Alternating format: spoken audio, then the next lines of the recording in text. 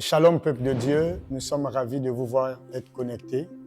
Et aujourd'hui, nous vous allons partager un témoignage, une expérience que l'une de nos sœurs a vécue avec le Seigneur.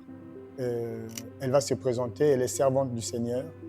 Elle a vécu des expériences dans son sommeil avec le Seigneur et le Seigneur l'a transportée, l'a montré des choses pour ce qui concerne le dépouillement.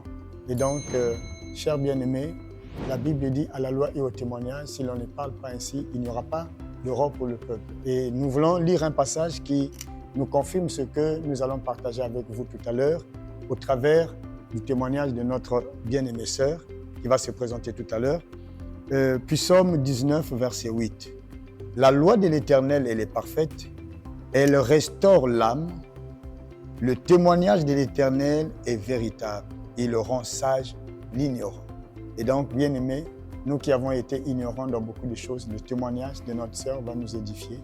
Et sans point tarder, je vais me tourner vers ma bien-aimée sœur. Shalom sœur. Shalom.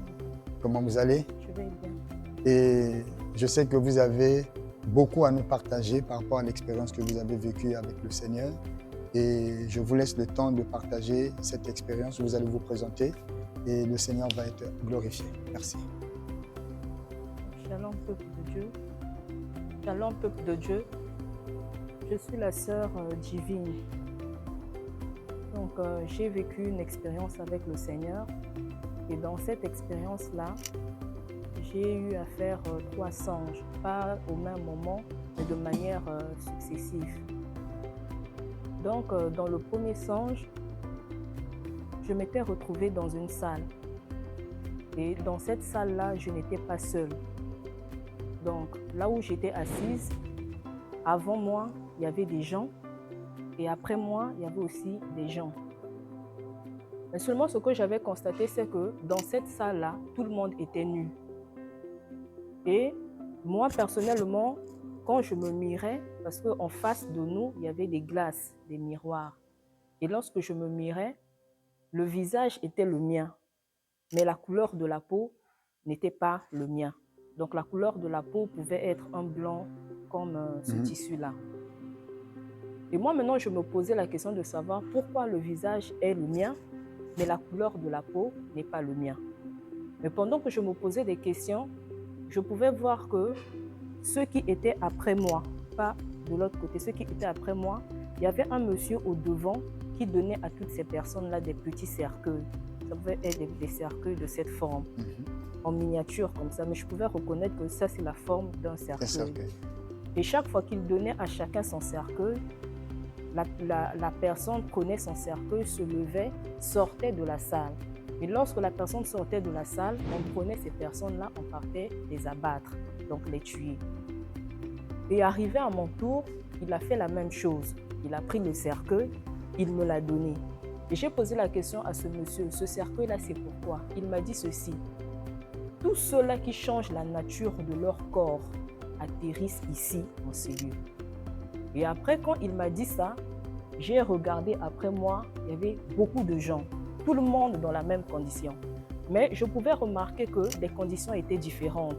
Il y avait de ceux qui avaient changé la nature de leur corps en augmentant le volume de la poitrine, des seins. Il y avait de ceux qui avaient changé la nature de leur corps en mettant du silicone dans le postérieur. Il suffit seulement de voir la chaîne qu'on appelle ILA qui passe souvent sur les chaînes étrangères là, toutes les déformations du corps. Il me disait, le Seigneur ne reconnaît pas toutes ces personnes-là. Et ensuite, j'ai pris le cercueil et je suis sortie de la salle. Quand je suis sortie de la salle, la même femme qui transportait les gens pour aller les abattre me conduisait aussi au même endroit pour aller me tuer. Et après, je lui ai dit, j'ai envie de me soulager. Le problème dans cette salle-là, dans cet endroit-là où nous étions lorsque j'étais sortie de la salle, c'est que tu ne pouvais pas voir l'extérieur. Donc, quand tu te retournes à gauche, c'est ton reflet. Tu regardes à droite, c'est ton reflet. Donc, c'est eux-mêmes qui connaissaient l'intérieur de la salle, par où entrer, par où sortir. Et je lui ai dit que je voulais me soulager. Elle m'a dit, j'espère que tu ne veux pas fuir. J'ai dit non, je ne veux pas fuir. Elle m'a dit, suis-moi. Mais elle marchait très vite. Donc moi, je pouvais être ici, elle pouvait même être à 2 mètres ou 3 mètres de moi. Et pendant qu'elle marchait vite, moi aussi je la suivais, mais lentement. Et pendant que je la suivais lentement, quoi qu'elle marchait vite, j'ai regardé à droite. Quand je regarde à droite, j'aperçois une lumière. Et je fais demi-tour. Je regarde, la lumière, elle était là, tout au fond. Et j'ai commencé à suivre cette lumière. J'ai commencé à suivre cette lumière. Et quand j'ai suivi cette lumière, je suis sortie à l'extérieur de l'enceinte là où j'étais, à l'intérieur. Mais lorsque je suis sortie, j'ai vu la lumière du jour, chose que je ne voyais pas à l'intérieur. Et ce qui s'est passé après moi à l'intérieur, je ne sais plus. Je ne sais pas ce qui s'est passé. Mais lorsque je me suis retournée pour voir là où j'étais dans une grande tour dont je ne voyais même pas le bout. Et puis, je me posais la question de savoir, mais vraiment, donc c'est ici. Parce que moi, je rappelle que ce qui m'avait emmené là-bas, quant à moi, en ce qui concerne le changement de la nature de mon corps, c'était le maquillage. Parce que je me dépigmentais la peau. Je me dépigmentais beaucoup la peau, j'achetais des produits. Et puis, j'ai grandi autour des sœurs qui se maquillaient. Donc, depuis toute petite, quand elles partaient au boulot, quand je partais à l'école, je prenais leur lait de beauté, je mettais. Après, je commençais à voir la couleur de ma peau, ça m'a séduit. Moi aussi, quand j'ai grandi, j'ai suivi le même rythme. Donc, quand je me retourne, je me rends compte que j'étais dans une très longue tour. Et je me suis dit, je ne dois pas courir. Parce que si je cours, les gens vont se rendre compte que je suis en train de fuir. Et j'ai marché. Mais quand j'étais dans l'enceinte, je me rendais compte que les gens mangeaient, buvaient, fêtaient, s'enivraient, dansaient. C'était la fête à l'extérieur. Et je pouvais me rendre compte que les gens ignoraient tous de ce qui se passait dans la tour là où j'étais sortie. Et après, je suis sortie finalement de l'enceinte, de la totalité de l'enceinte, je suis sortie au goudron.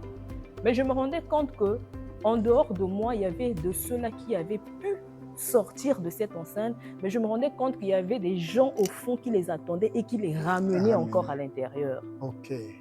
Et moi, j'ai dit, je vais partir. Quand je m'apprête à partir, il y a 2 femmes qui apparaissent devant moi. Je ne sais pas d'où elles étaient sorties. Elles étaient habillées comme les femmes qu'on voit aujourd'hui. Les ornements, les mèches, tout cela, des longs, avec elles avaient porté des tenues en pagne, jupe poisson, des talons, des ongles. Elles étaient vraiment maquillées, beaucoup de maquillage. Elles m'ont posé une question. Elles m'ont dit ceci: reconnais que ce que toi tu portes, reconnais que ce que nous avons mis, toi tu ne les portais pas. Je n'ai pas répondu. Mais après, j'ai continué ma route et jusqu'à ce que je suis partie plus loin. Et elles m'ont dit, il faut que tu retournes d'où tu étais. Je leur ai dit, je ne peux pas repartir. Il y avait même une jeune fille qu'on avait tenue à la main qui pleurait parce qu'on la ramenait à l'intérieur. Je l'ai pris, je l'ai dit, suis-moi, on va. Et quand on est parti, on partait. Je lui ai dit, n'aie pas peur, on va partir. Les femmes là nous ont dit, repartez. J'ai dit, je ne repartirai pas, je vais à l'église. Dès que j'ai dit, je vais à l'église, c'est comme un feu qui est sorti, les a absorbés et elles ont disparu. Amen. Que la paix et la grâce du Seigneur soient avec vous. Et je pense que pendant le moment des questions, vous poserez vos questions pour savoir les plus belles. Que Dieu vous bénisse. Amen.